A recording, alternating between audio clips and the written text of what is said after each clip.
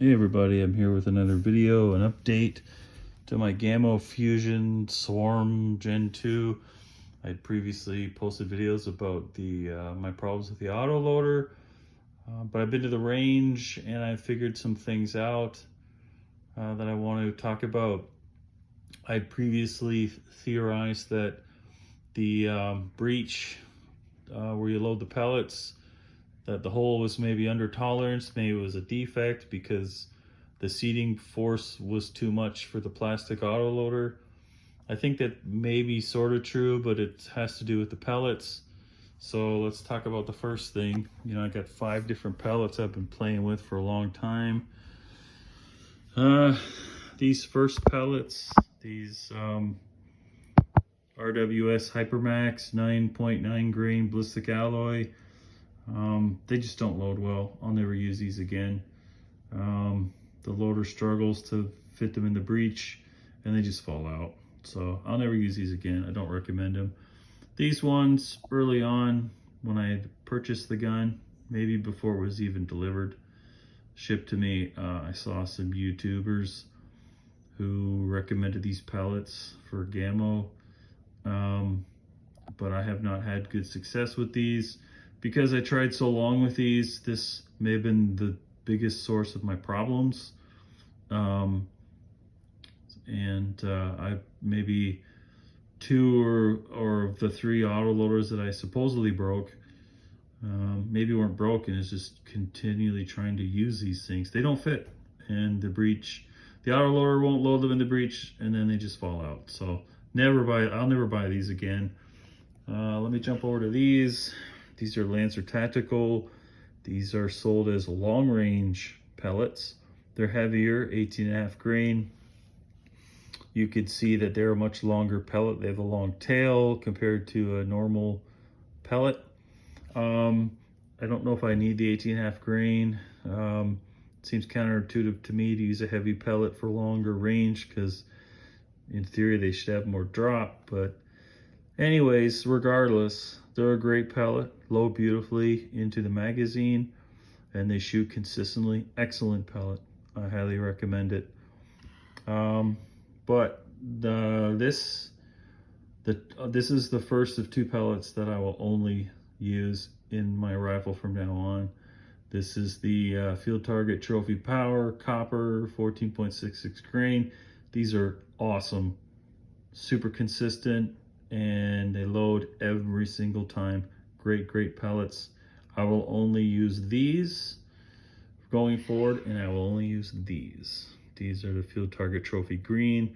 I think these are the lightest pellets that H&N makes for 22 cal. They're ballistic alloy. Phenomenal. They just work every single time. They load every single time. I will only use, from now on, I will only use these, and I will only use these. So, and those 2 pellets are good for 25 yards, 50 yards.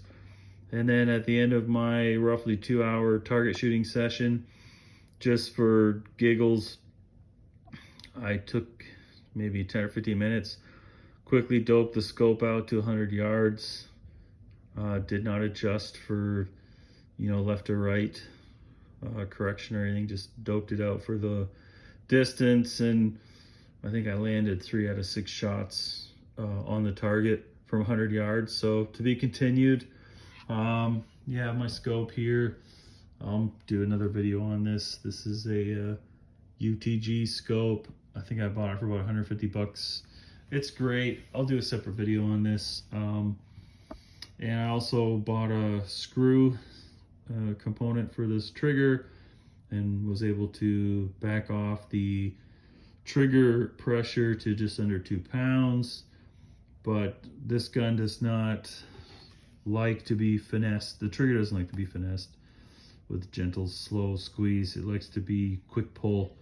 So, I'm still getting used to trigger, but there's a 25-yard grouping, and there's a 50-yard grouping. And so let me show you one other thing. So, like I said, the first thing I noticed that this makes a big difference is choice of pellets. But once you do that, there's something I noticed about cocking this gun. Now when there's a pellet, I'll load it and hopefully we'll be able to record what I'm talking about here. But once you cock the gun, I don't think, as far as I can tell, the auto loader does not put the pellet in the breech until after you've cocked it, and then you begin to lift the barrel to close the breech. So I think I was cocking the whole thing too quickly and not giving the autoloader enough time to load the pellet. Let me see if I can recreate this. Once I cock it and begin to bring the barrel up to close the breech, that is when it loads the pellet in the breech. And you should hear a click. Let me see if I can recreate this and work in like with only two hands here. Once it cocks, and I listen for the click. Listen. Well, I did it a little bit, but if you have this gun and you're on the range, try that. I'll repeat myself even though it's already cocked, but